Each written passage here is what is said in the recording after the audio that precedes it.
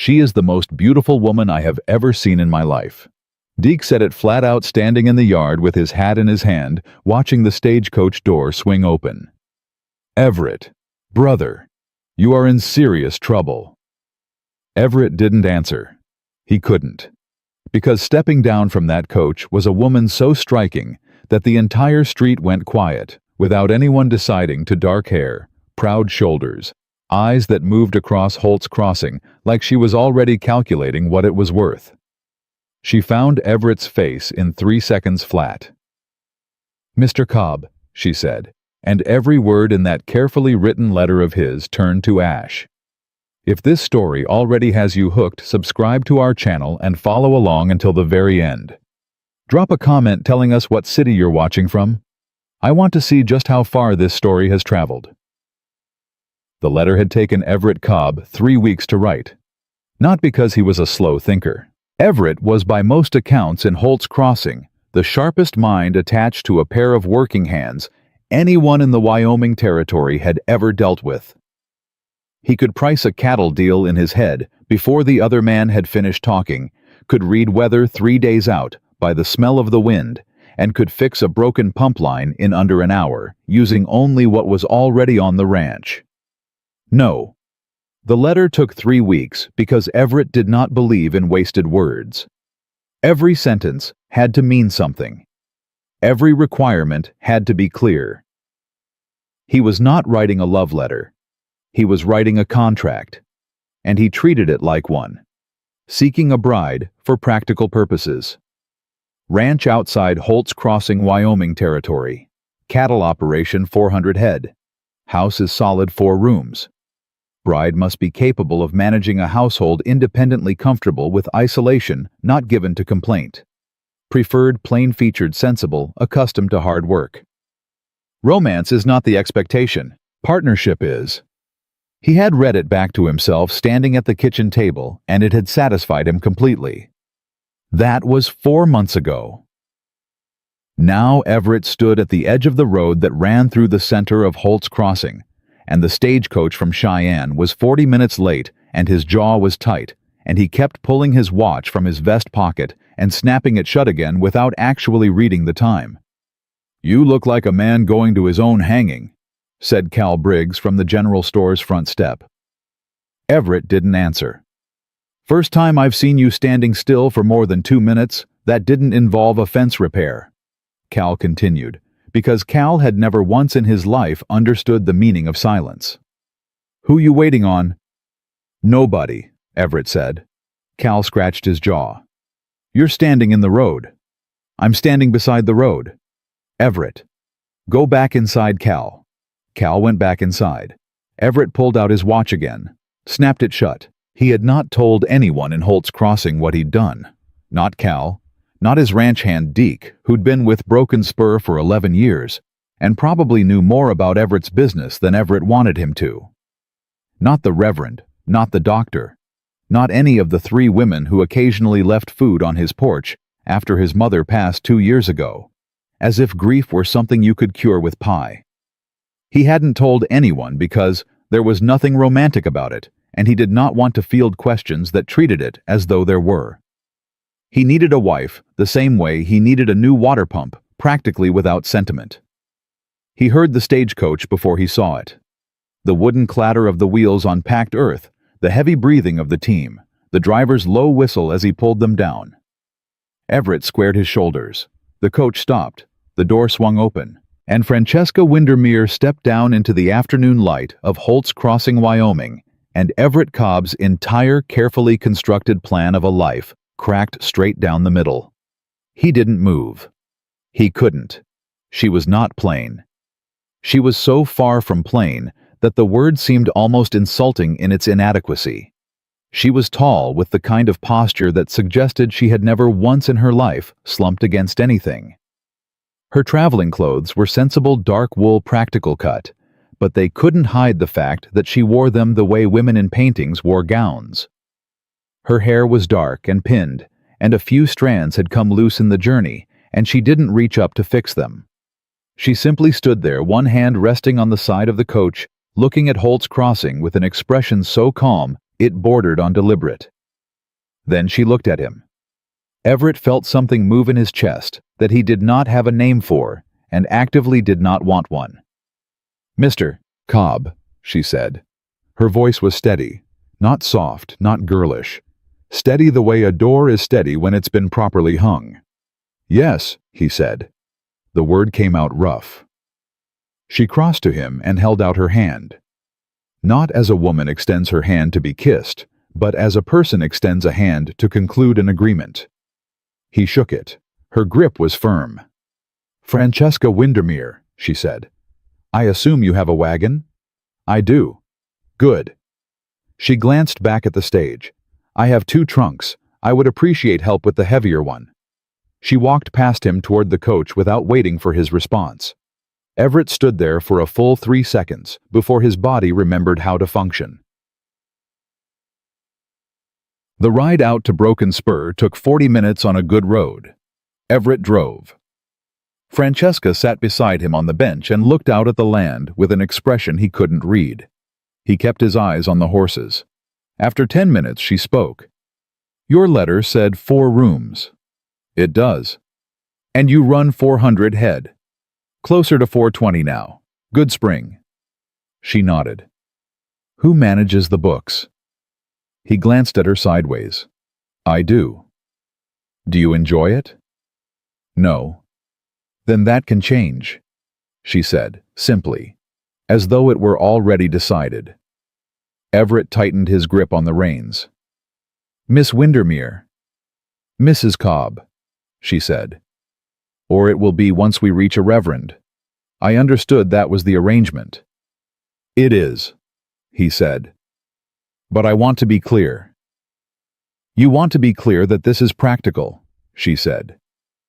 She wasn't looking at him. She was still looking at the land. "That you don't expect affection or sentiment. That you need someone capable, not someone decorative." He said nothing. "Said, I read your letter twice," she said. "I understand the terms." He should have felt relieved. That was exactly what he had wanted, a woman who understood the terms. A woman without illusions. He should have felt relieved. He did not feel relieved. "Why did you come?" he said before he could stop himself. She turned then and looked at him directly, and he had to concentrate very hard on keeping his eyes on the road. "Because the terms suited me," she said. "I'm not looking for sentiment either, Mr. Cobb." She turned back to the land. Everett said nothing for the remaining 30 minutes.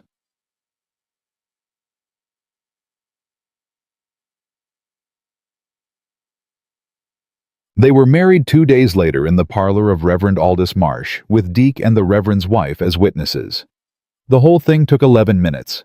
Francesca signed her name in a clear, unhurried hand. Everett signed his. Deke shook Everett's hand afterward and said, "Congratulations," with the careful tone of a man who had noticed something but was sensible enough not to say what. The Reverend's wife looked at Francesca with the wide-eyed expression of someone who had expected a very different kind of woman and was recalibrating quickly. Francesca thanked her for the use of the parlor. They drove back to the ranch in silence. The first 2 weeks were a careful, deliberate negotiation that neither of them acknowledged as such. Francesca took the south bedroom. Everett had the north. She was up before dawn and had coffee on before he came through the kitchen, and she did it without comment, without expectation of thanks. She walked the property on the 3rd day alone, without asking permission, just put on her boots and went. When she came back, she sat across from Everett at the kitchen table and said, "The fence along the creek pasture is going to fail before fall." He stared at her. "I know that." "Do you have the wire?" "I have some." "You'll need more. Also, your grain ledger is 3 months behind." "I've been busy." "I can see that." She pulled the ledger toward her. "May I?" He watched her open it and look at the columns with the sharp, efficient focus of someone who had done this before. Her finger moved down the page without touching it, just hovering, tracing the numbers. "Who taught you books?" he said. "My father." She didn't look up. "He ran a shipping concern in Philadelphia for 20 years. I kept his ledgers from the time I was 14. Philadelphia. Everett processed that. That's a long way from Wyoming. Yes, she said. She closed the ledger and looked at him. It is. She did not elaborate. He did not ask. But something shifted in the room, small, barely perceptible, like the moment before weather changes, when the air just slightly alters its character. On the 6th day, something happened that Everett would think about for a long time afterward. Deke came in at noon, hat in hand, with the particular look he wore when something had gone wrong that was going to cost money. "That bull you bought from the Harmon place," he said. "He's through the north fence and into the Calder property." Everett was already reaching for his coat. "Calder's boy saw him," Deke continued. "He's not in a forgiving mood." "He never is." Francesca appeared in the kitchen doorway. "Is this the bull you paid $280 for at the Cheyenne auction 3 weeks before the season?" Both men turned and looked at her. "I read the purchase records," she said without apology. "You'll need to go now. Reed Calder won't wait. He'll make a claim at the county office if you give him time to get there first." Everett looked at her for a moment longer than was necessary. Then he looked at Deke. "She's right. Get the horses." They got the bull back. Reed Calder came out with his temper already at a boil, and he got louder when he saw Everett, and then Everett stepped out of the saddle and simply said, in the flat, even voice he used when he meant exactly what he said, "You'll be compensated for the fence and any damage to the grass, and that's the end of it." Calder sputtered. "That's what's happening," Everett said. "Do you want to disagree with me on my own land?" Calder went quiet. They drove the bull home. That evening, Francesca had supper on the table when Everett came in. Stew bread and a pot of coffee so strong it was nearly a separate entity. He sat down. She sat across from him.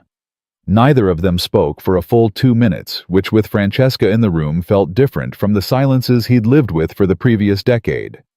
Those silences had been empty. This one had weight.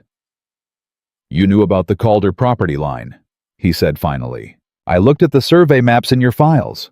"Nobody looks at survey maps for fun." "I wasn't doing it for fun," she said. "I was doing it because I live here now." He looked at her across the table and felt that thing in his chest again, that nameless, shifting thing, and he picked up his fork and started eating because he did not know what else to do with it.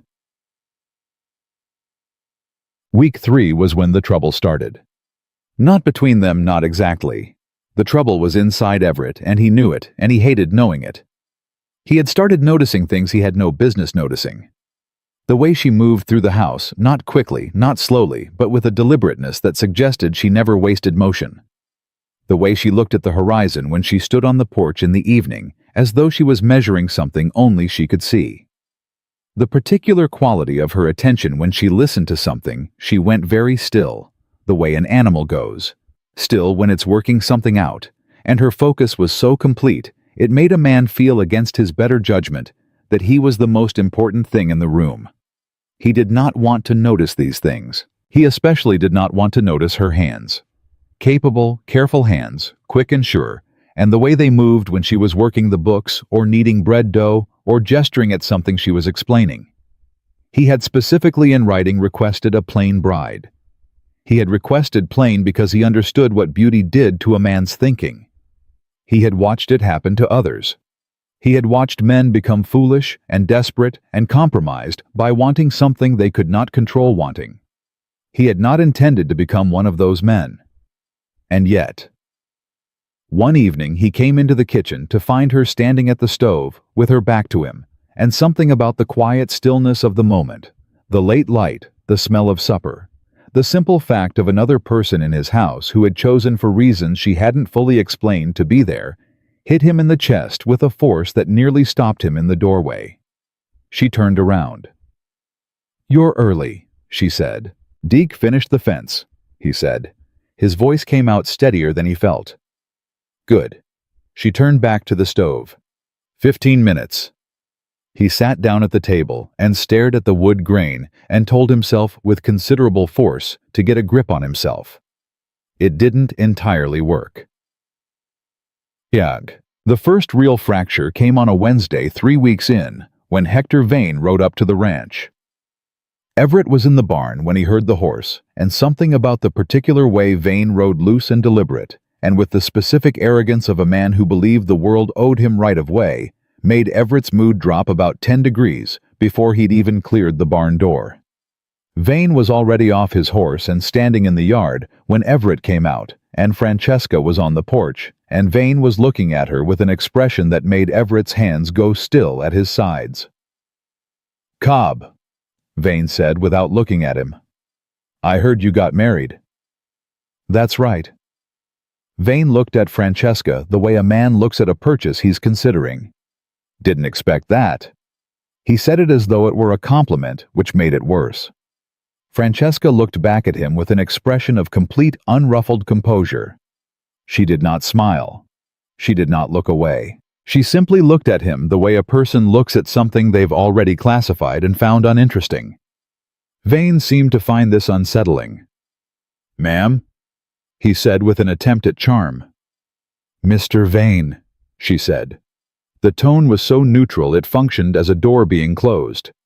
Everett stepped between them, not aggressively, just into the center of the conversation. "What do you need, Hector?" Vane finally looked at him. "Water rights on the lower creek." "We've discussed this. I want to discuss it again." "My answer is the same." Vane smiled the kind of smile that didn't involve his eyes. "Things change," he said.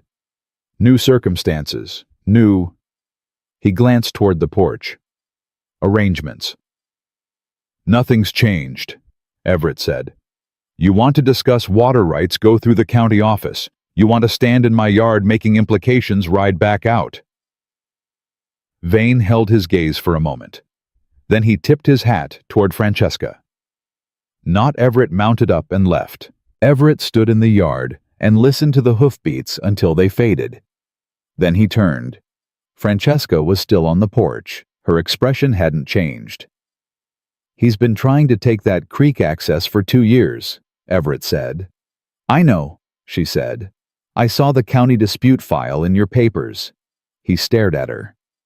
"You read the county dispute file?" "I read everything in your filing cabinet," she said. "You should know that. I told you I manage books. Books don't exist in isolation. They're connected to everything else." She paused. "He's not going to stop." "No," Everett said. "Then we'll need to be ready," she said. She said we without any emphasis, without any deliberateness, the way people say a word they've been using for years without thinking about it. Everett stood in the yard for a moment after she went back inside. Then he followed her in. That night, he lay in the north bedroom and stared at the ceiling, and told himself very plainly and directly, in the way he told himself things he needed to hear, that this had to stop. The noticing, the awareness of her in every room, the way his chest did that thing whenever she said "we." He had written a letter. He had specified his terms. He had been clear. He had not specified anything about this inconvenient, unwelcome, entirely irrational pull toward a woman who had walked into his life on the basis of a practical arrangement and was now somehow occupying more of his thinking than the 420 head of cattle, the disputed water rights, the failing north fence, and the 3 months of back-ordered ledger work combined. He was a practical man. He was going to handle this practically. He was going to ignore it until it went away. He closed his eyes. In the south bedroom, separated from him by 1 wall and 14 feet of silence, Francesca Windermere, Francesca Cobb, now legally and on paper, was almost certainly not thinking about him at all. Which was, he told himself, exactly as it should be. The ceiling offered no opinion. Everett didn't sleep for a long time. He lasted 4 days. 4 days of practical, deliberate ignoring. 4 days of keeping his eyes on his work, his hands on his tools, his mind on cattle and fence lines and water rights, and everything else that was real and manageable, and did not look at him across a supper table with those quiet, measuring eyes. 4 days, and then Francesca walked into the barn on a Thursday morning with the account ledger under her arm and said, "You've been overpaying the Harmon feed supplier by $11 a month for the past 2 years," and Everett dropped the bridle he was oiling. "How much?" he said. $264 over 24 months. She set the ledger on the workbench and opened it to a page she'd marked with a folded slip of paper. "He's been rounding the per-unit cost up by a fraction each invoice. Small enough that it doesn't trigger attention, large enough that it adds up." Everett looked at the numbers. Then he looked at her. "You found that in 3 weeks." "I found it in 4 days," she said. "I spent the rest of the time verifying it, so I was certain before I said anything." He stared at the ledger. $264. That was nearly a month of wages for 2 hands. "I want to be clear," he said slowly. "You're telling me that Walt Harmon has been skimming this account for 2 years. I'm telling you the numbers say so. What you do with that is your business." "It's our business," he said, and then heard himself say it and went very still. Francesca didn't react. She simply looked at the ledger. "Yes," she said. "I suppose it is." He drove to the Harmon place that afternoon. He came back with $264 in his coat pocket and a receipt signed by a man who had gone the color of old flour when confronted with the specific documented evidence of his own dishonesty. Deke was waiting in the yard when Everett returned. He looked at Everett's expression, then at the pocket and said, "She found something." "Don't start," Everett said. "I wasn't starting anything," Deke said. "I was finishing something I've been thinking since the day she got here." He paused. "She's good." "She's capable," Everett said. "Everett. Get back to work, Deke." Deke got back to work, but he was smiling, and he made very little effort to hide it. That night, Everett put the $264 on the kitchen table in front of Francesca without a word. She looked at it. Then she looked at him. "He didn't argue," she said. "He tried." "What happened?" "I showed him the ledger pages you'd marked." A small, brief expression crossed her face. Not quite a smile, something more restrained than that, but in the neighborhood. "Good," she said. Everett sat down across from her. The money sat between them on the table. Outside, the wind picked up and pushed against the house, and the lamp between them flickered once and steadied. "Why did you really come here?" he said. The question hung in the air. She looked at him for a moment, not guardedly, just quietly, as though she were deciding something. "I told you," she said. "The terms suited me." "That's not the whole answer." She was quiet for a moment. "No," she said. "It's not." He waited. "My father died 14 months ago," she said. The shipping concern went to his business partner under the terms of his will. The house was sold to pay debts I didn't know existed. I had his name, his skills, and about $40. She paused. "I'm not telling you this for sympathy. I know that. I'm telling you because you asked an honest question and you deserve an honest answer." She folded her hands on the table. "I saw your letter. A man who wanted capability over prettiness, practicality over performance. That was the first honest thing I'd read in 2 years." Everett looked at the table. At the money. At her hands folded quiet and still. "I'm sorry about your father," he said. "Thank you," she said. Neither of them spoke again, but the silence was different now. It had something in it, some new weight, not heavy, but present like the first warmth after a cold that's broken. He went to bed that night and stared at the ceiling again. But this time, he wasn't telling himself to stop noticing her. He was thinking about a woman who'd lost everything, walked into a stranger's practical arrangement, and within 4 days had found $264 he'd never known was missing. He didn't sleep for a long time.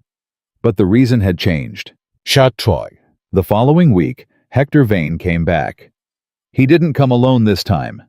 He brought his ranch foreman, a thick-necked man named Grady, who said nothing but stood with his arms crossed and his presence arranged to communicate that he could become a problem quickly if called upon to do so. Vane himself stood in the yard with his hat pushed back and his thumbs in his belt, and the particular ease of a man who believed he held something over you. "Cobb," he said, "I've been thinking." "You should do that privately," Everett said. "It tends to go better." Vane smiled without warmth. "The county's reassessing water rights in the valley come September. You know that. I know that. Your claim on the lower creek is 12 years old. Claims that old get looked at hard. My claim is legal and documented.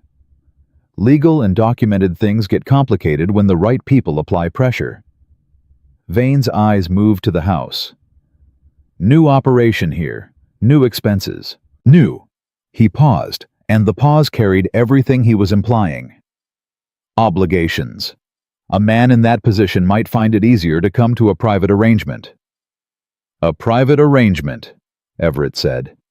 "Sell me the creek access. Fair price. You keep the land.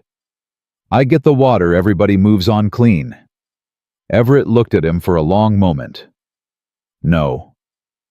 "Everett." "No." The word came out flat and final. "You come back here with a third offer, Hector, and I'll be filing my own complaint with the county the same afternoon. About the fence you moved 6 inches into my property line on the east side 2 springs ago. I've got the survey." Vane's expression shifted. Something moved behind his eyes. Surprise, recalculation, a flash of something darker. "Where did you get a survey?" he said. "I've always had it," Everett said. "I just know where it is now." Vane stared at him. Then he looked at the house again, and this time his expression was not admiring.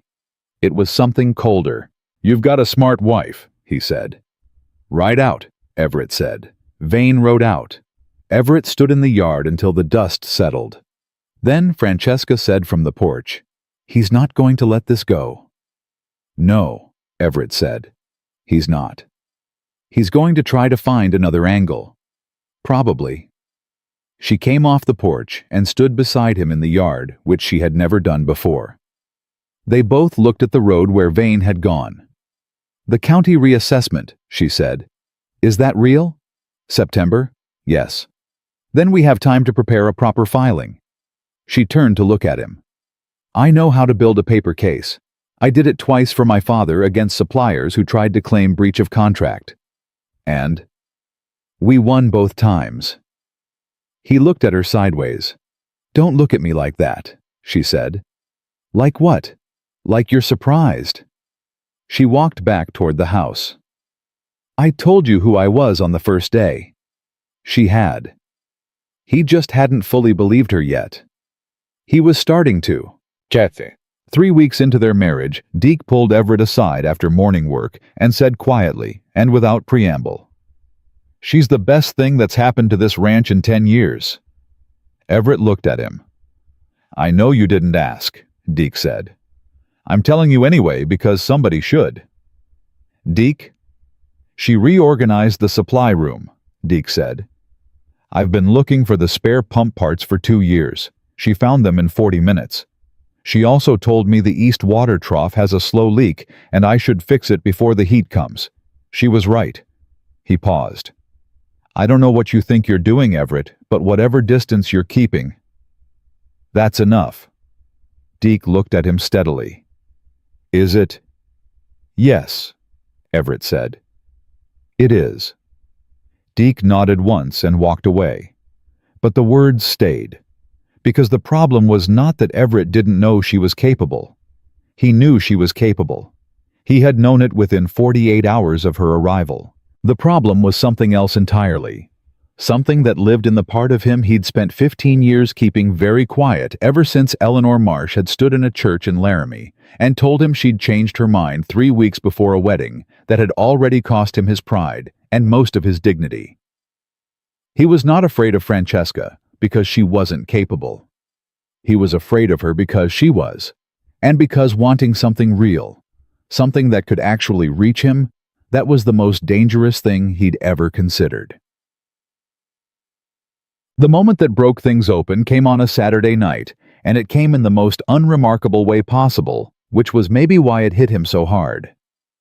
Francesca had been awake late with the ledgers she was building the water rights case file and had spread papers across the kitchen table, and Everett had come downstairs at 11 for water, and she hadn't heard him on the stairs.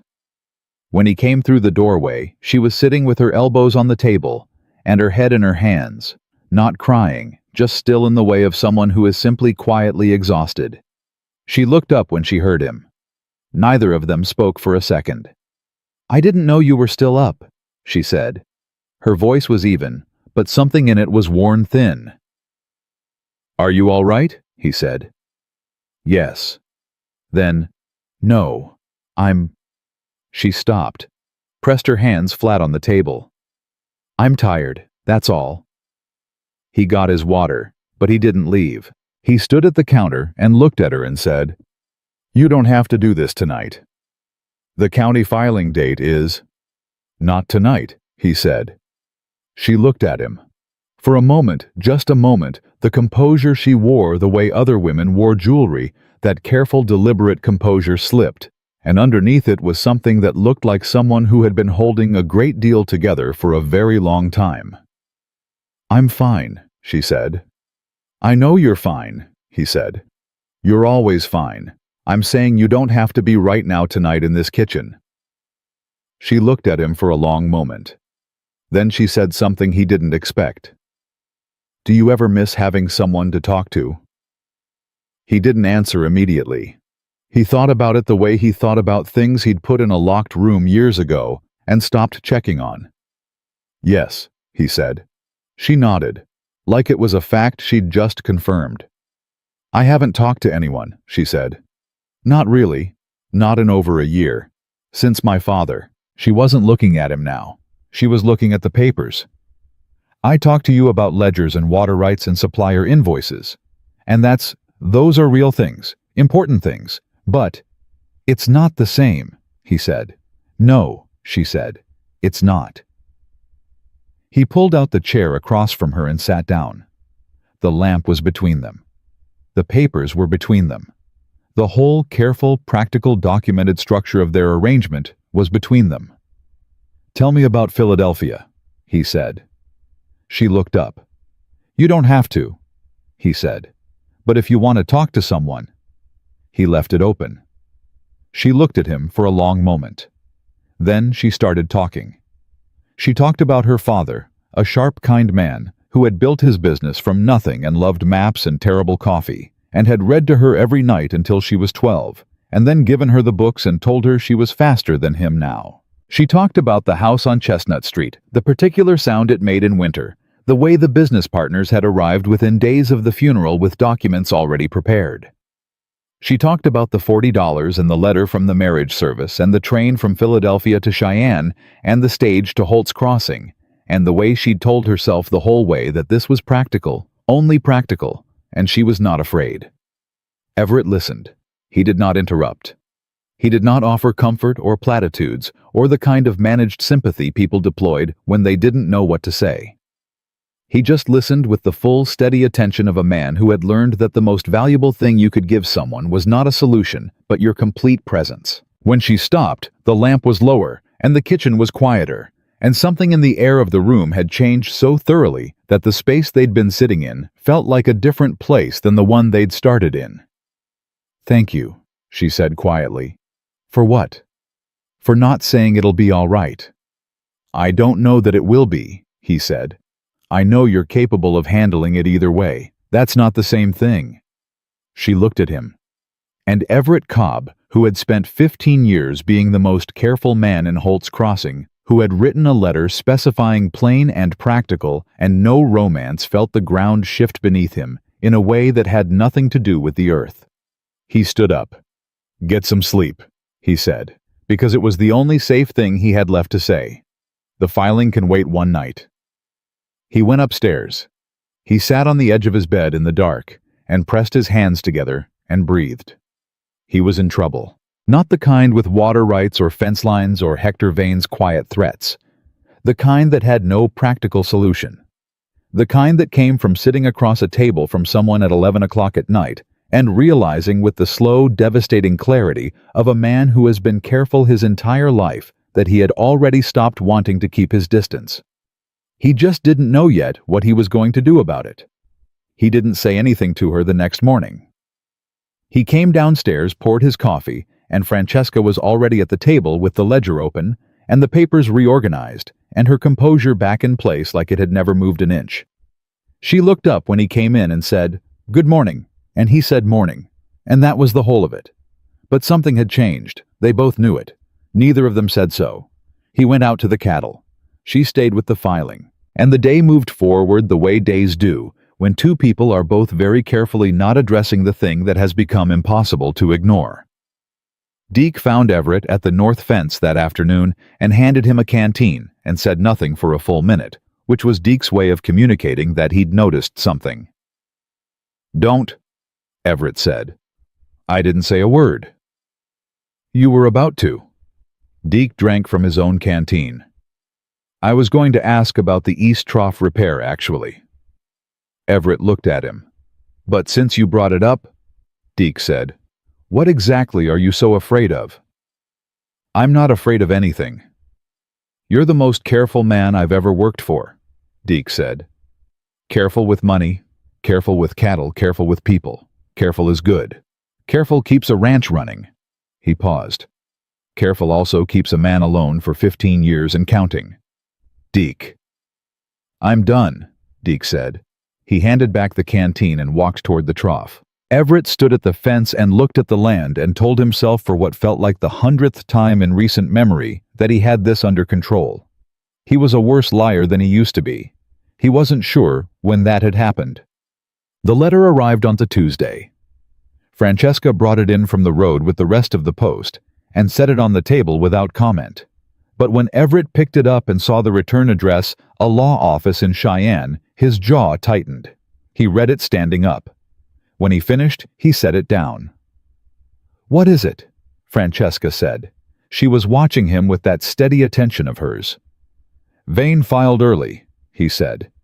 "He went to a Cheyenne attorney and submitted a counterclaim on the creek access. Claims the original documentation on my water right is improperly recorded." She crossed to the table and picked up the letter and read it herself quickly, her eyes moving down the page with the focused efficiency he'd come to recognize as what she looked like when she was working. "Is it?" she said. "Improperly recorded." "I don't know. It was filed before I bought the property."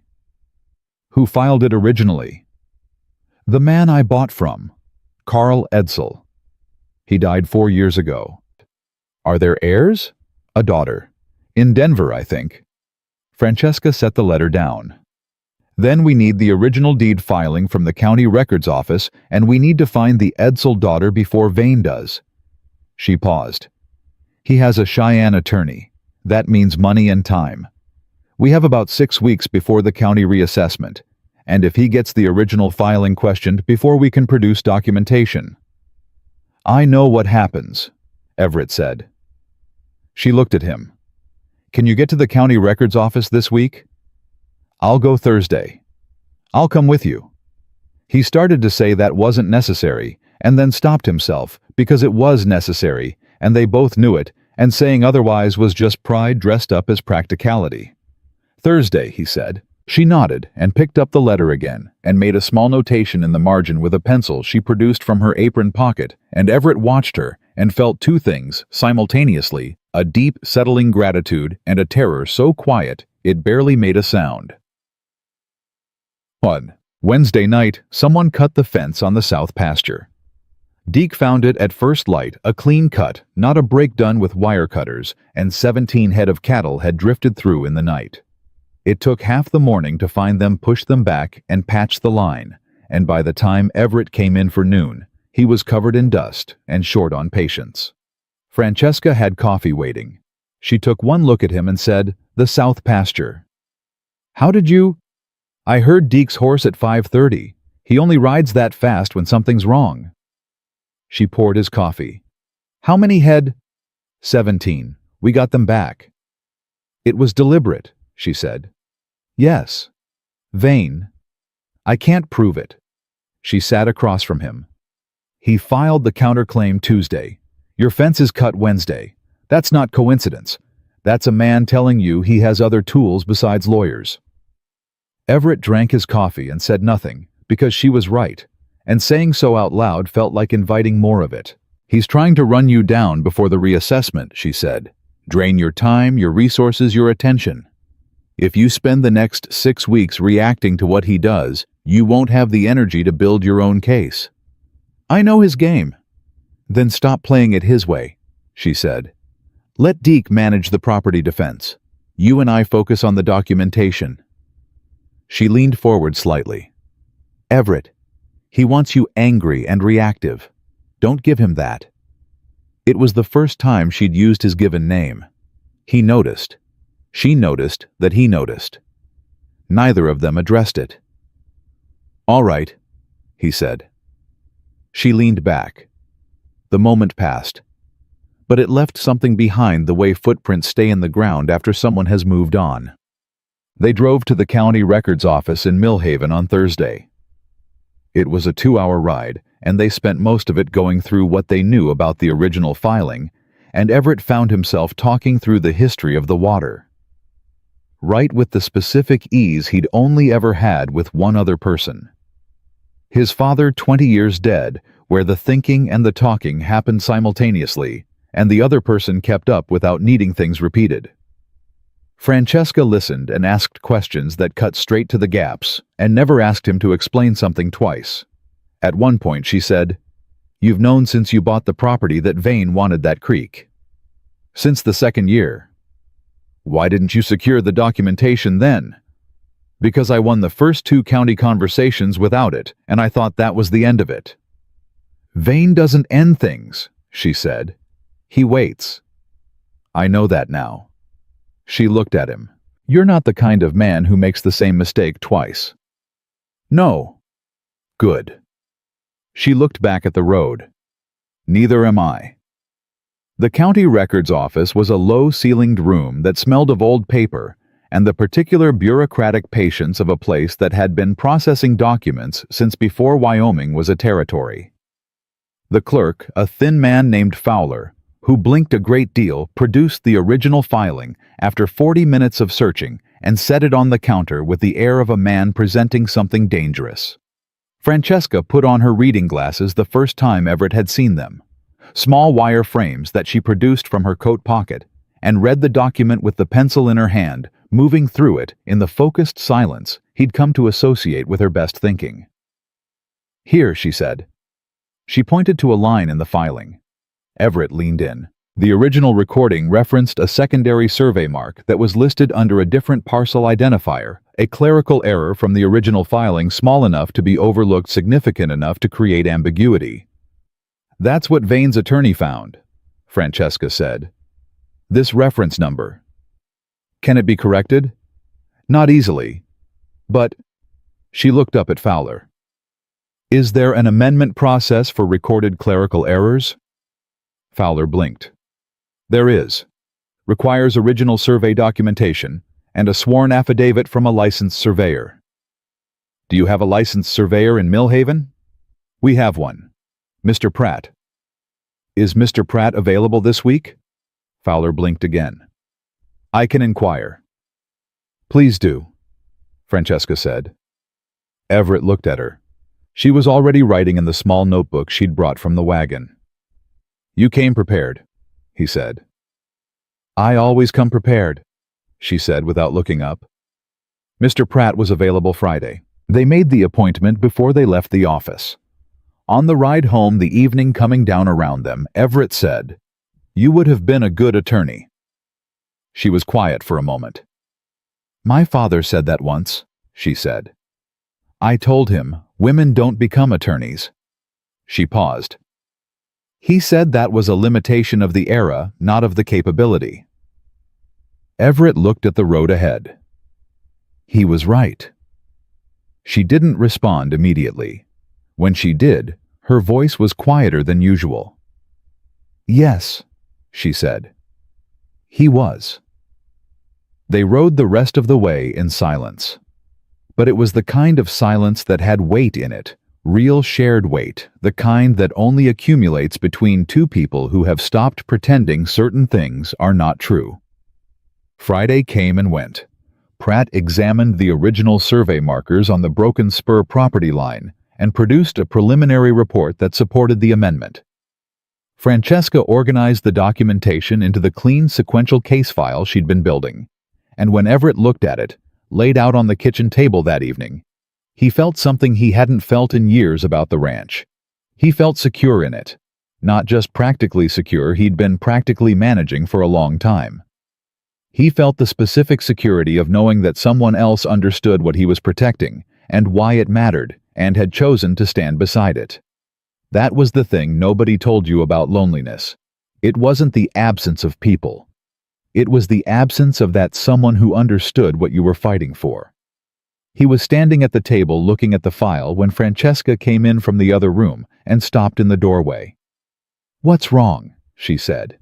"Nothing," he said. "Nothing's wrong." "Mine." He looked at her. "This is good work." "It's thorough work," she said. "Good and thorough aren't the same thing." "In this case, they are." She came to the table and looked at the file, stood beside him, close enough that he was aware of the warmth of her, the specific presence of her, the way she had of occupying space without demanding anything from it. "We should win this," she said. "Should," he said. "Vane has money and a Cheyenne attorney. We have documentation and a surveyor's report." She paused. "And we have time if we file the amendment before he can move to formalize the counterclaim." "How long before the counterclaim is formalized?" "If his attorney is aggressive, 3 weeks, maybe 4.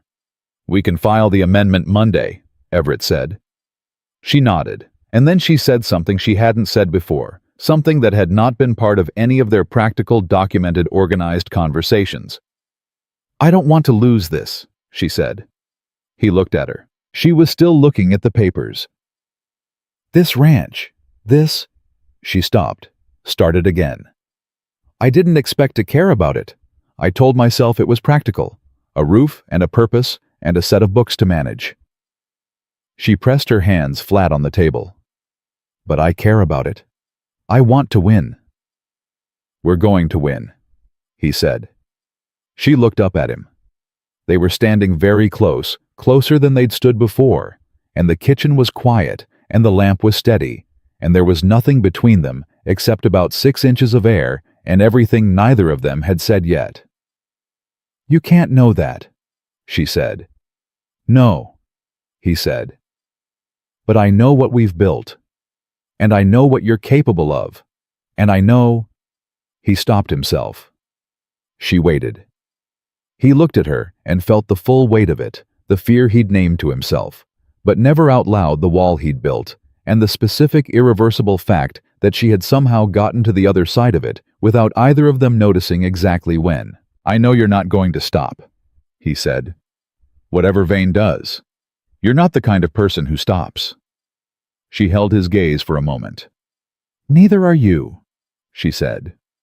She stepped back from the table and gathered the top papers into a neat stack and said she was going to get the amendment drafted for Monday's filing. And she walked to the other room, and Everett stood at the kitchen table with his hands at his sides and understood with the absolute clarity of a man who has run out of ways to lie to himself that he was not going to be able to keep calling this practical. He wasn't sure he wanted to anymore. And that was the thing that frightened him most of all. Because wanting something you couldn't control wanting was one thing. Deciding you were done being afraid of it was something else entirely. Something with consequences. Something that required courage of a kind that had nothing to do with cattle or fence lines or county water rights. Something he wasn't sure he had, but he was starting to think he might need to find out. That night, Hector Vane sent a man to Broken Spur. Not Grady this time. A different man, younger, with the particular blankness of someone paid to deliver messages and not generate opinions about them. He knocked on the door at 9 o'clock and handed Everett an envelope and left before Everett had opened it. Inside was a single line written in Vane's heavy, deliberate hand. "Sell me the creek access, or I'll make the next 6 months cost you more than it's worth." Everett read it twice.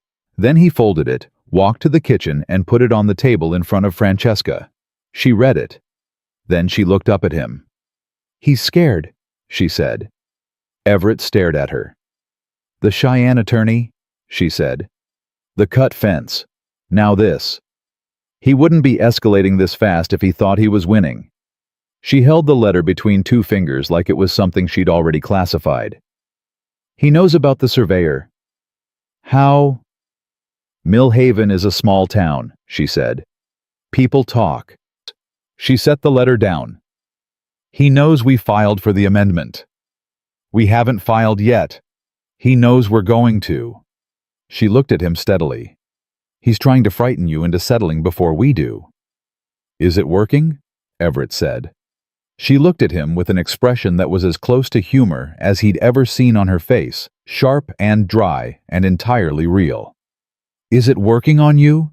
she said. He picked up the letter, walked to the stove, opened the grate, and put it in. "Monday," he said. "We file Monday." Francesca watched the paper catch. "Monday," she agreed. They filed the amendment Monday morning, before the county office had been open 20 minutes. Francesca carried the case file herself. Everett drove. They said almost nothing on the road to Millhaven, but it wasn't the silence of 2 people with nothing to say.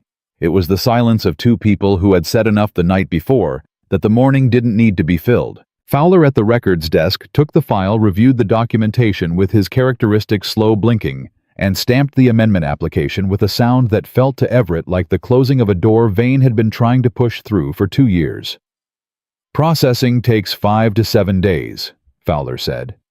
"We understand," Francesca said. "We'll need confirmation of receipt in writing, please." Fowler blinked.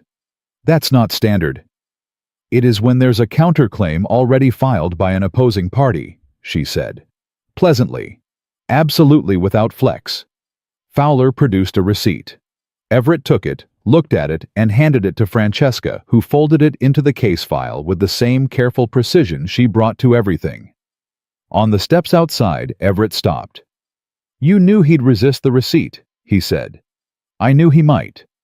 She tucked the file under her arm. "I also knew that if Vane's attorney shows up tomorrow claiming we never filed, we have a stamped signed receipt proving otherwise."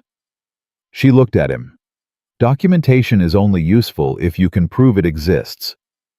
He looked at her for a moment in the morning light, really looked at her the way he'd been trying not to for weeks. "Come on," she said, and walked toward the wagon. He followed. Vane's response came faster than either of them expected. Not another letter this time. On Tuesday evening, Cal Briggs came out to Broken Spur, drove out himself, which he hadn't done in the 3 years since Everett's mother died, and he came with the particular expression of a man carrying news he'd rather not be carrying. "You should know," Cal said, standing in the yard with his hat in his hands, "that Vane was in my store this morning, talking." "Talking about what?" Everett said. Cal glanced toward the house. "About your wife." The air changed. "What did he say?" Everett's voice came out very level, which was what happened when he was genuinely angry rather than just irritated. "Said she came out here under false pretenses. Said the marriage service she came from has a reputation for sending women with—" Cal stopped. Started again. He used the word history. Said she had a history in Philadelphia. Financial irregularities. Said her father's business failed because of her mismanagement and that there were people in Philadelphia who'd say so. Everett stood very still. "Is any of it true?" Cal asked carefully. "No," Everett said. "I didn't think so. But Holt's Crossing talks Everett. You know that. He said it in front of 4 people, and by now it's 12, and by Thursday—" "I know how this town works, Cal." Cal nodded. Put his hat back on. "Thought you should hear it from a friend before you heard it sideways." He paused. "She seems like a good woman. Good for the ranch. Good for—" He stopped himself. Anyway, thought you should know. He drove back to town. Everett stood in the yard for a moment. Then he went inside. Francesca was at the table with the ledger. She looked up when he came in, and she read something in his face. Immediately, she was very good at that, at reading what a face said before the mouth opened. "What happened?" she said. He told her. He watched her take it in. She went very still in the way. She went still when she was processing something, not frozen, just focused, all of her directed inward for a moment. "Financial irregularities," she said. His word. "He's trying to discredit the filing," she said. "If he can cast doubt on your household, on your judgment in marrying me, he weakens your standing at the county reassessment." She set the pencil down. "It's not about me personally. I'm a tool he's using." "I know what it is," Everett said. "That doesn't make it acceptable." She looked at him. "I'm going to address it," he said. "How?" "By making sure every person in this county understands exactly who you are and exactly what you've done for this ranch." She shook her head. "That's emotional. That's what he wants, you defending me publicly, people seeing it as confirmation you've been compromised by Francesca. He said her name the way you say something you've decided. He stood in Cal Briggs's store and told lies about you to 4 people. I'm not going to sit here and let that travel. That's not who I am." She held his gaze. "I can handle rumors." "I know you can," he said. "But you shouldn't have to. Not in your own town." He paused. It was the first time he'd called it that, your town, and they both noticed, and neither of them commented on it. "What are you going to do?" she said. "I'm going to go see Judge Carver in the morning." She blinked. "The circuit judge?" "He's in Millhaven until end of week. Vane's attorney filed through the Cheyenne office, which means the reassessment falls under Carver's jurisdiction." He sat down across from her. "Carver has known me for 12 years. He'll hear a preliminary." "A preliminary isn't a ruling." "No, but it puts Vane's attorney on notice that we're not going to sit quiet while he runs a character campaign on the side." He looked at her steadily. "And I want it on record formally that any claims about your background are unsubstantiated and retaliatory in nature." She was quiet for a moment. "You've thought this through," she said. "I thought it through on the ride back from Cal's." "That's 20 minutes. I think fast when I'm angry." Something moved in her expression, not quite the smile she almost never let through, but the shadow of one, something warm and brief. "I've noticed," she said. They sat across the table from each other, and for a moment, just a moment, neither of them was thinking about the filing, or the reassessment, or Hector Vane. Then Francesca said quietly, "No one's done that before." "Done what?" "Decided to fight for me." She said it flatly, without self-pity, just as a fact being recorded. "My father did when he was alive. No one since." Everett didn't say anything. He just looked at her across the table and felt the full, complicated weight of what she'd just said settle into the room. "Get some sleep," he said finally. "We leave early." Judge Carver was a large man who occupied space the way mountains do, without apology, and with the implication that he'd been there long before you and would remain after. He listened to Everett with the unreadable patience of a man who had heard every variation of every human dispute and had stopped being surprised by any of them. When Everett finished, Carver looked at Francesca. "Mrs. Cobb," he said, "do you have documentation supporting the legitimacy of your background and your father's business dealings?" "I have correspondence financial records from the Philadelphia office and 2 character references from business associates of my father who can speak to the firm's history," she said. "I can have them here by Friday." Carver looked at her for a long moment. "You prepared for this?" "I prepare for most things," she said. He almost smiled. "Friday," he said. "I'll hear a preliminary Friday morning. I won't issue a ruling on the water rights at this stage, but I will note for the record that retaliatory characterizations submitted in conjunction with an active counterclaim are taken seriously by this court." He looked at Everett. Vane's attorney will be notified that the court is aware of the concurrent campaign. That's all I'm asking, Everett said. It's not nothing, Carver said. He closed the folder in front of him. Friday. They came out of Carver's office into the afternoon, and Everett stopped on the step and exhaled a long, slow breath that he'd been holding since Cal Briggs had driven up to the ranch the evening before. Friday, Francesca said beside him. I need to write to Philadelphia tonight. Will they respond in time? Harriet Moss will. She was my father's longest business partner. She disliked injustice more than she liked sleep. She paused. And she writes fast. Everett looked at her. How many people have you got lined up across the country who will respond to a letter within 48 hours? She considered this seriously. 3, she said. Maybe 4. He shook his head slowly, not negatively, just with the particular motion of a man adjusting his understanding of something. What, she said. Nothing, he said. Get in the wagon. The letters went out that night. Wednesday came and went in a controlled fury of work. Deke reinforced the south pasture fence with fresh wire.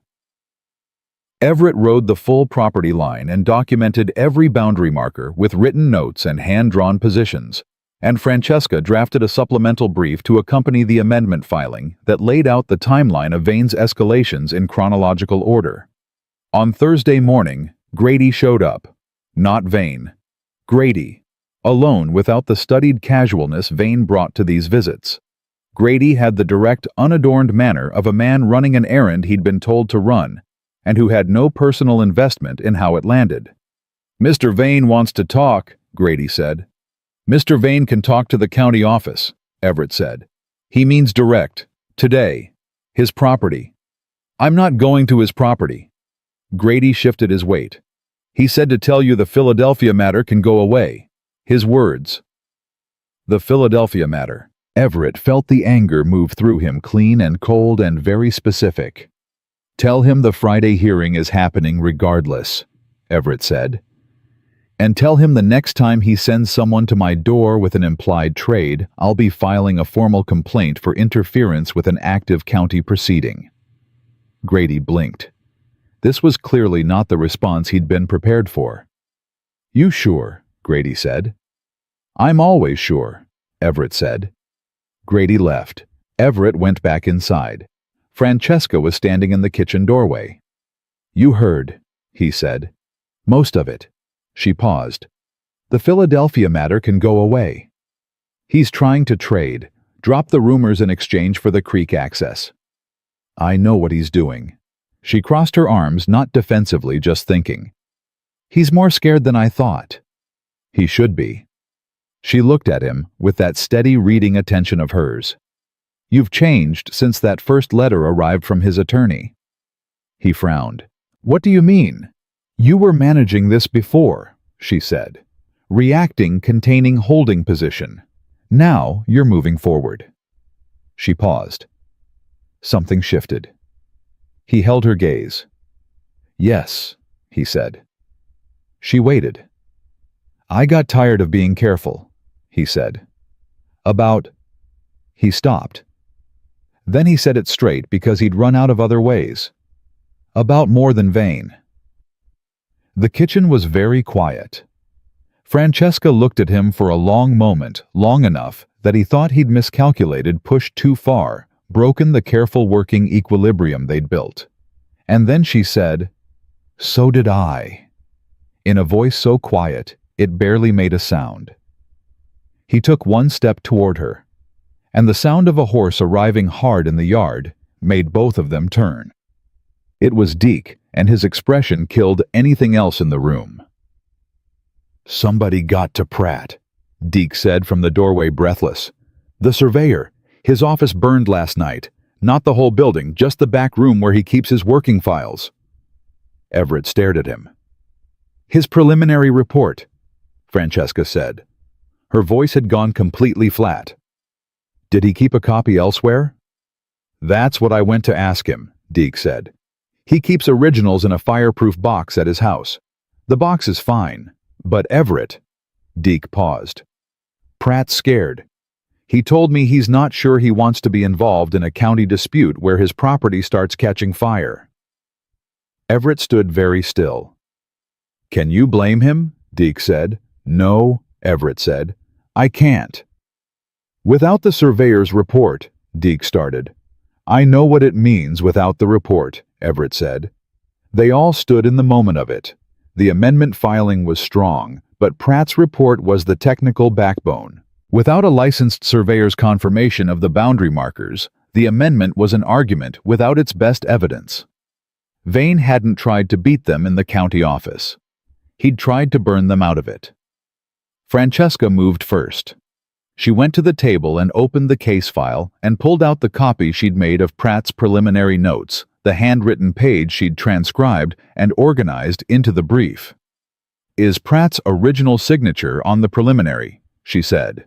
Yes, Deke said. He signed it before the fire. Then the preliminary is still a signed document from a licensed surveyor, she said. It's not the full report, but it's a foundation. She looked at Everett. And we have the original survey markers physically documented in your boundary notes from yesterday. Everett looked at her. That's my handwriting.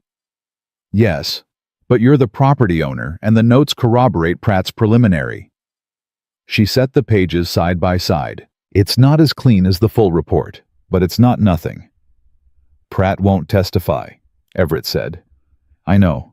She looked up. But I know someone who might.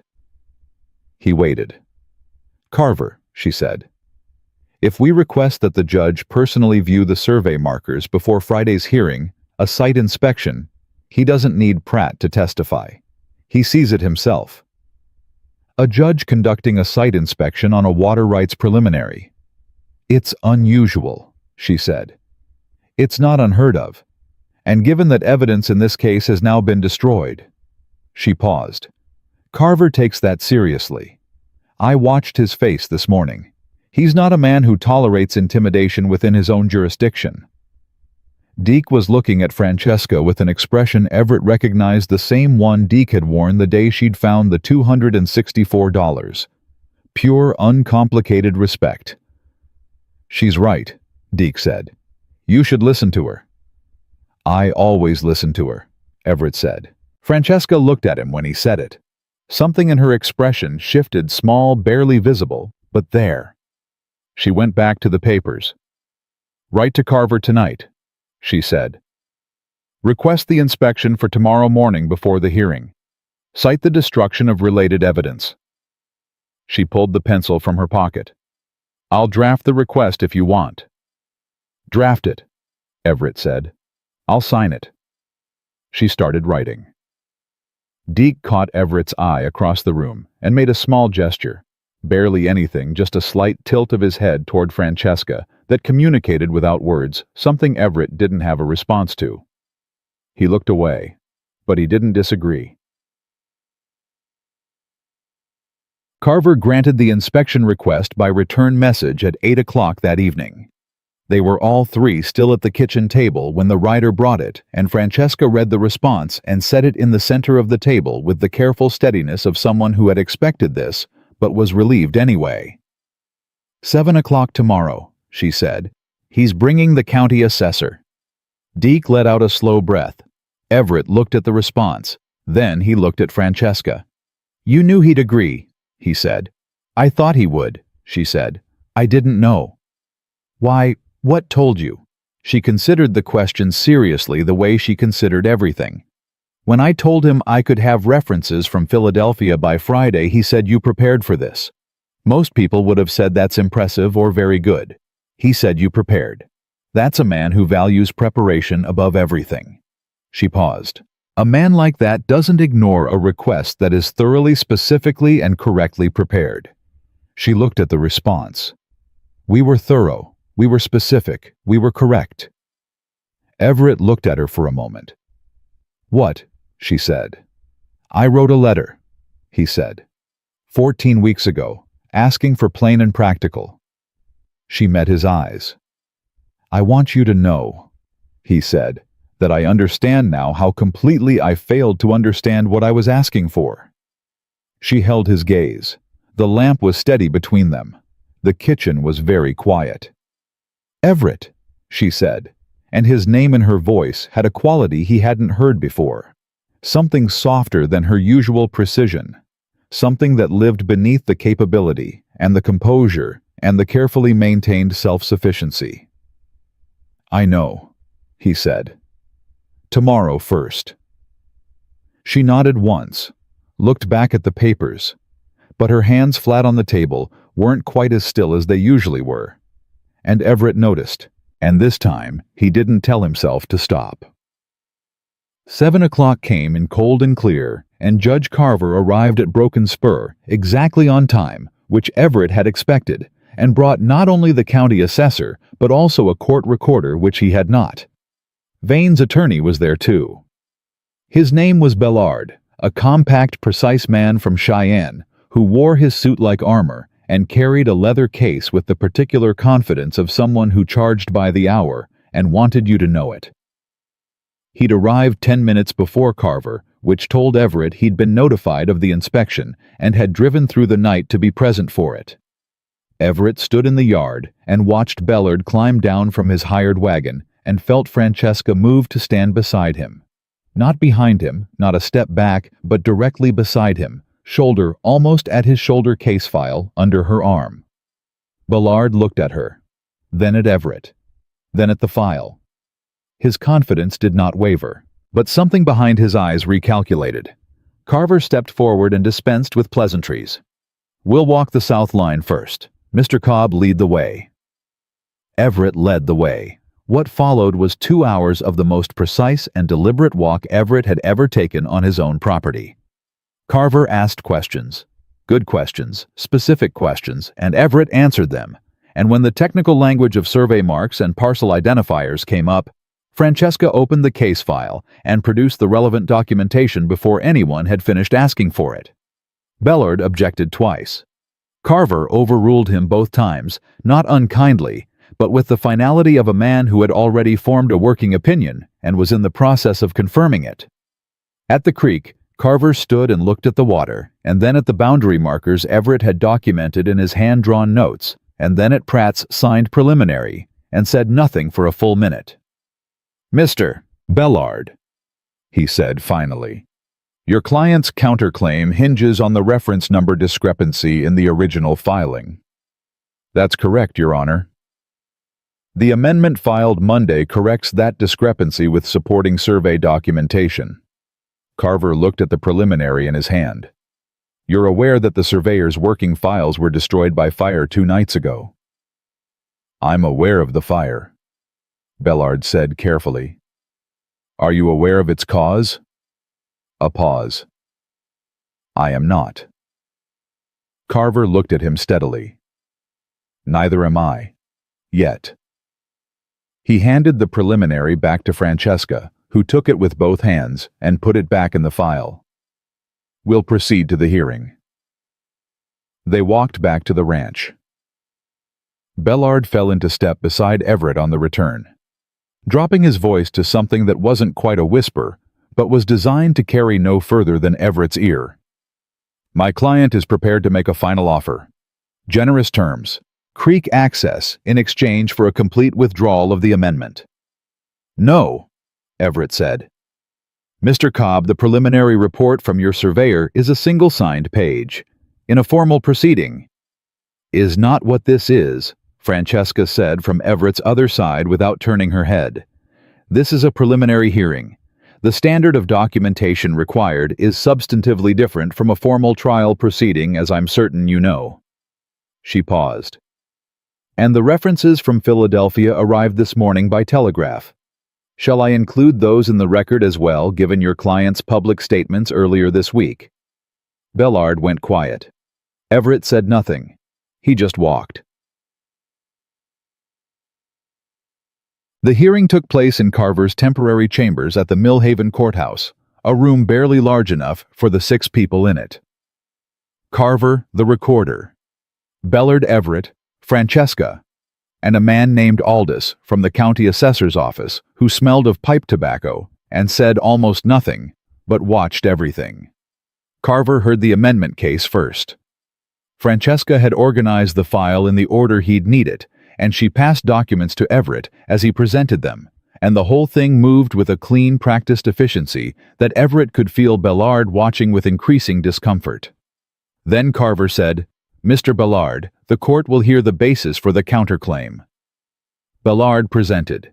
He was good, precise, organized, technically fluent. He made the clerical error in the original filing sound like a deliberate misrepresentation rather than a recording mistake, and he built his argument around the ambiguity it created with the patience and craft of someone who had done this many times.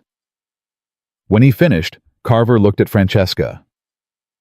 "Mrs. Cobb," he said, "you've submitted supplemental documentation regarding the character claims attached to this counterclaim." "Yes, Your Honor."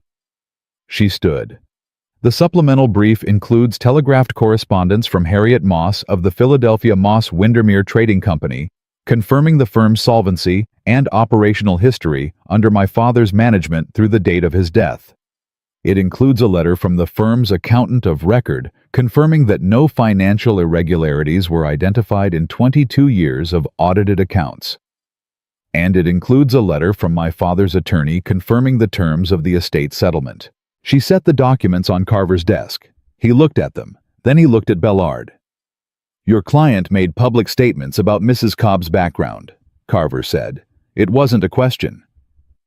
"Mr. Vane expressed concerns," Bellard began. "In a general store," Carver said, "to several members of the public, in a county where he has an active water rights dispute against Mrs. Cobb's husband." He set the documents down. "I'm going to note for the record that this court views the simultaneous submission of a counterclaim and a public character campaign against the opposing party's household as a matter of serious concern. I am not making a finding today. I am making a note." Bellard's expression didn't change, but his jaw tightened. "The amendment to the original water rights filing is valid," Carver said. "The clerical error has been properly corrected with supporting documentation. The counterclaim as submitted does not establish sufficient grounds to invalidate a 12-year-old recorded water right on the basis of a reference number discrepancy that has been formally corrected." He closed the folder. "Counterclaim is dismissed." The room was quiet. "Mr. Bellard," Carver added, "please advise your client that if this court receives any further reports of interference with evidence, witnesses, or property in connection with this matter, the response will not be administrative." Bellard nodded once, packed his leather case, left without looking at either of them. Aldous from the assessor's office finally spoke. "Hell of a filing," he said to Francesca and walked out. Carver looked at Everett. 12 years, he said. "Yes, sir." "Hold your ground that long, a man tends to deserve to keep it." He stood, which was as close to a compliment as Carver ever got, and extended his hand. Everett shook it. Then Carver looked at Francesca. "Your father's firm," he said. "Moss Windermere. I knew the name. Good reputation." "He worked for it," she said. "Clearly," Carver said, and left. They didn't speak much on the ride home. Not because there was nothing to say, there was more to say than either of them knew how to start on, but because the day had used everything, and sitting in the quiet of the wagon, with the afternoon coming down around them, felt for the first time in weeks like something close to peace. Deke was waiting in the yard when they pulled in. He took one look at their faces and said, "We won." "Counterclaim dismissed," Everett said. Deke pressed his lips together and nodded once with the restrained expression of a man who wanted to whoop and was too dignified to do it. Then he took the horses without being asked and led them to the barn and called back over his shoulder, "There's coffee on. I figured we'd need it." Everett and Francesca walked into the house. She set the case file on the table for the last time with the particular finality of something completed, and stood there with her hand resting on it for a moment. He stood in the kitchen and looked at her and thought about everything he'd said he was going to do after the hearing. All the things he'd told himself in the last 3 days that he was going to say when it was done, when the practical business was settled, when there was nothing left to hide behind. There was nothing left to hide behind. "Francesca," he said. She turned around. He didn't calculate it. He'd spent his whole life calculating, and he was done. "I told you when you arrived that this was practical," he said. "I told you I'd been clear about what I needed and that romance wasn't part of the arrangement. I put it in writing. I was very thorough." She looked at him steadily. "I was wrong," he said. "Not about what I needed, about what I was capable of wanting." He paused. "I've been trying not to want more than the arrangement for 8 weeks, and I'm not good at it, and I don't think I want to get better at it." She didn't move. "I'm not asking you to feel something you don't feel," he said. I'm not making demands. The arrangement stands however you need it to stand. But I'm done pretending that I'm not—" He stopped, found the word. "That I'm not in love with you." The kitchen was completely quiet. Francesca looked at him for a long moment. Her expression was the careful reading one, but different now, and he recognized the difference because he'd learned her face the way you learn a landscape you intend to live in. She was not calculating. She was simply taking something in. "The night I sat at this table with my head in my hands," she said, "and you came downstairs and told me I didn't have to be fine." She stopped. "That was the first time in over a year that someone saw me. Not what I was capable of. Not what I could do for a situation. Me." Her hands pressed flat on the case file. "I didn't know what to do with it. I've been trying to figure out what to do with it ever since." "And," he said. "And I'm not very good at not knowing what to do," she said. "I find it extremely uncomfortable." He almost smiled. "I know. I reorganized your entire filing cabinet because I didn't know what to do with the fact that I'd started—" She stopped herself, started again. "With the fact that this place felt like home faster than I expected. And you felt like—" She exhaled. Just once, just briefly, the composure thinning at the edge. "You felt like someone I had been trying to find for a long time, without knowing I was looking." He crossed the kitchen. He stopped in front of her close enough that there was no longer any practical distance between them. "Francesca," he said. "Tell me plainly, because I am not sophisticated about this, and I would rather hear it clearly than interpret it." She looked up at him. "I love you," she said. "I have for weeks. I just didn't have a practical reason to say it." He put his hands on either side of her face, careful the way he was careful with things that mattered, and he kissed her. Not tentatively, not with the hedging quality of a man who wasn't sure of his welcome. Fully. With everything he'd been holding back since the day she'd stepped off that stagecoach and looked at him like a person concluding an agreement and turned him completely inside out. She kissed him back the same way. When they separated, she kept her eyes closed for just a moment, just one, and then opened them and looked at him with an expression he had never seen on her before. Open. Fully, completely open. "That took us long enough," she said. "I'm a careful man," he said. "You're a stubborn man. Those aren't mutually exclusive." She laughed, a real one, not the almost smile, not the shadow of one. A real laugh, brief and low, and entirely unguarded, and it hit him somewhere behind his ribs, with a force that made the $264, and the water rights, and the county filing, and Hector Vane and all of it, feel very small and very far away. Vane came himself the following morning. No Grady, no attorney. Just Vane on his own horse arriving at Broken Spur with the specific deflated quality of a man who has run his best hand and watched it lose. Everett came out to the yard alone.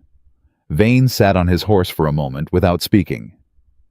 He looked older than he had 2 weeks ago, which was what losing tended to do to men who weren't accustomed to it. "You're not going to sell," Vane said. "No. Not the creek, not any of it. Not any of it." Vane looked at the house, at the ranch, at Everett. "She's something," he said, and this time there was no implication in it, just a flat, reluctant acknowledgement. "I underestimated her." "Most people do," Everett said. "Once." Vane nodded slowly. The county assessor told me the amendment went through clean. It did. So that's it then. That's it, Everett said. Unless you'd like to involve Carver's formal jurisdiction, which I'd encourage you to think very carefully about before you decide. Vane looked at him for a long moment. You've changed, he said. Have I? Last year you would have negotiated. Last year I was managing alone, Everett said. I'm not alone now. Vane looked at the house one more time. Then he turned his horse. Tell your wife she builds a hell of a case. Tell her yourself, Everett said. She's standing on the porch. Vane turned and looked. Francesca stood on the porch with her arms crossed and her expression neutral and said nothing at all. Vane tipped his hat. She didn't tip anything. She just looked at him with the same calm, complete composure she'd worn the very first time he'd stood in this yard and tried to use his presence to communicate threat. He rode out. Everett walked back to the house. He tipped his hat. He said. I noticed, she said. That's as close to an apology as Hector Vane has ever come. It's not an apology, she said. It's a concession. Those aren't the same thing. No, he said. They're not. She looked at the road where Vane had gone. He'll be back eventually. Men like that don't stop permanently. They just stop until they think they see another angle. Then we'll be ready, Everett said. The way we've been ready. She looked at him. And then she did something he hadn't expected. She reached out and took his hand. Not dramatically, not with any ceremony. Just took it the way she did everything deliberately, completely without hesitation. He held it. Spring came to Broken Spur the way it always did without announcement, just a gradual warming in the ground and a change in the way the air moved, and the cattle filling out along the creek pasture that was legally documentedly and permanently theirs. Deke hired 2 new hands and stopped trying to hide his satisfaction about anything. Harriet Moss wrote again from Philadelphia, a longer letter this time, full of the sharp, affectionate impatience of a woman who had watched Francesca leave and thought it was a bad idea and had now fully revised her opinion based on available evidence. Francesca read the letter at the kitchen table with her reading glasses on and a small private smile that she didn't try to contain. Everett watched her and thought not for the first time how wrong he had been. Not just about the letter, about all of it. About what he'd thought he needed. About what he'd believed he was capable of. About the specific and total foolishness of a man who had sat down to write a list of requirements for a life and had not included on that list the possibility that he might be surprised. He had been surprised. He was grateful for it every single day. The Harvest Festival came in late September, and Holt's Crossing gathered the way it did every year the whole town. The noise and the food, and the particular social heat of people who had been apart long enough to be genuinely glad to see each other. Cal Briggs set up a table outside the store. The Reverend said something short and appropriate. Children ran in directions no one tracked. Everett and Francesca arrived together. She wore a deep blue dress he hadn't seen before, still practical. Still her, but with a quality to it that made a quiet argument about what the occasion deserved. She walked beside him through the crowd, and several people stopped them and spoke to her directly warmly, with the particular warmth of people who had revised their early assessments and were not subtle about it. Mrs. Aldous Marsh, the Reverend's wife, who had blinked so rapidly at the wedding, took Francesca's hands and said, "You have done wonders with that ranch," with the fervent sincerity of someone delivering a verdict they'd been holding for months. Francesca thanked her. She was gracious without being warm in return. She gave exactly what she had: no performance, no decoration, and somehow that made it more genuine, not less. Cal Briggs shook Everett's hand and said under the noise of the crowd, "Vane's been quiet." "Good," Everett said. "People talk, you know, about what happened at the county hearing, about what she built." Cal glanced at Francesca, who was speaking to someone else, now steady and composed and completely herself. "About what you two built," Everett looked at her across the crowd. "Holt's Crossing talks," Cal said. "But it's saying the right things now."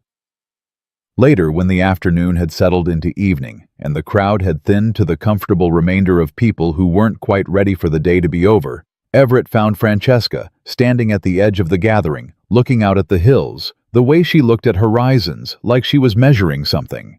He stood beside her. "What are you thinking?" he said. She was quiet for a moment. "About Philadelphia," she said.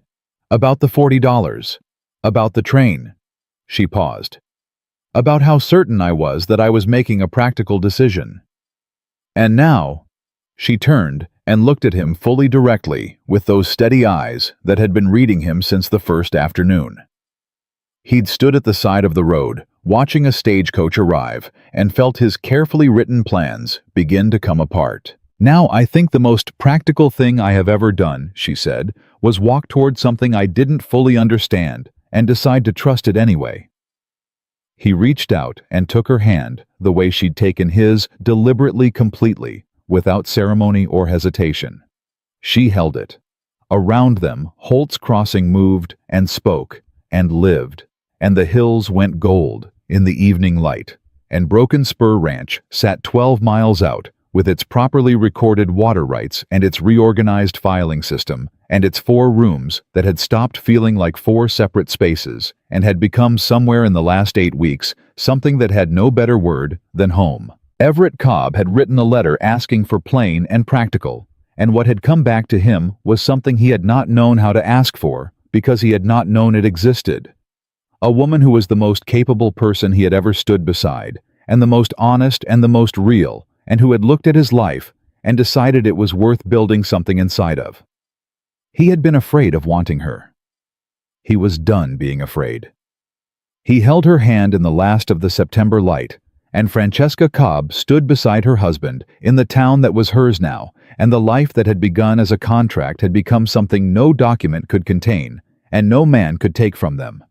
They had chosen each other clearly, completely, and without reservation, and that was the only truth that had ever mattered.